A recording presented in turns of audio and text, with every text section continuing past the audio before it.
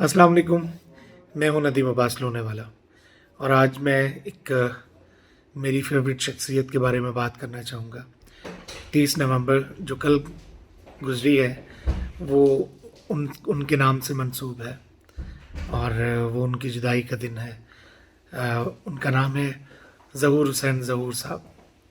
पाकपतन शरीफ वलियों की धरती है और वलियों की सोबत में हमेशा वली सिफ्त लोग रहते हैं और पैदा होते हैं।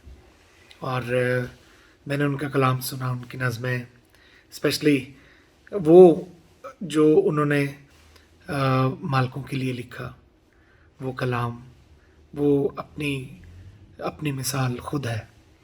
और उनके लिए मैं क्या बोल सकता हूँ, मेरे पास लफ्ज़ नहीं है कि जिनसे मैं उनकी शख्सियत को मैं आपको बता सकूँ। लेकिन मैं ये ज़रूर कहूँगा कि ऐसे लोग रोज़ रोज़ पैदा नहीं होते और इस तरह के, क्योंकि उन्होंने जो भी लिखा, इनकलाब लिखा या उन्होंने लोगों के शऊर के लिए या इश्क को या अपनी माँ बोली के साथ जुड़े रहने का और इश्क का एक तसलसल रखने की जो उनकी काविश रही अपनी शायरी में, अपनी मट्टी के साथ जितना वो गुंदे हुए थे, जितना जुड़े हुए थे, ऐसे लोग बहुत कम होते हैं जो अपने कल्चर को, अपनी ज़ुबान को, अपनी माँ को ओन करते हैं और बरमला करते हैं और बावाज़ बुलंद करते हैं। मेरी बहुत ख्वाहिश थी कि मैं उनकी ज़ियारत कर सकता, लेकिन ये ज़िंदगी एक बड़ी बेएतबारी सी चीज़ होती है और इसमें कई चीज़ें ऐसी हैं जो अधूरी रह जाती हैं। तो हम शायद उन अधूरे लोगों में शुमार होंगे कि जिन्होंने उनकी ज़ियारत नहीं की।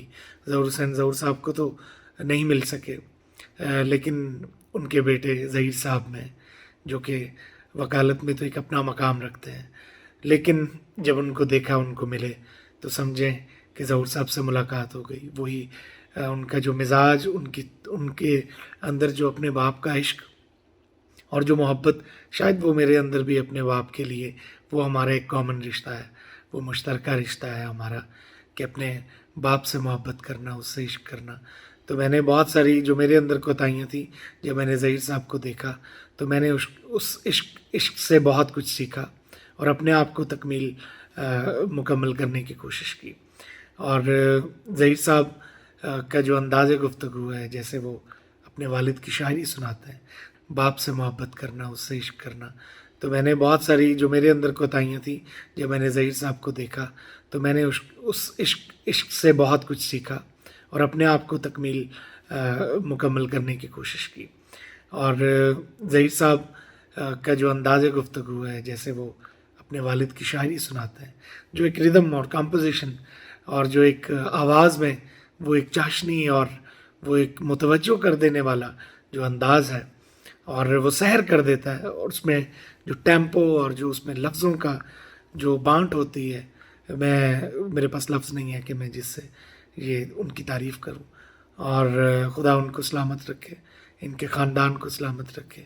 और क्योंकि हक बात गा के कही जाए, बोल के कही जाए, लिख के कही जाए, वो हक कहने के लिए लोग जो हैं वो खुदा खुद चुनता है।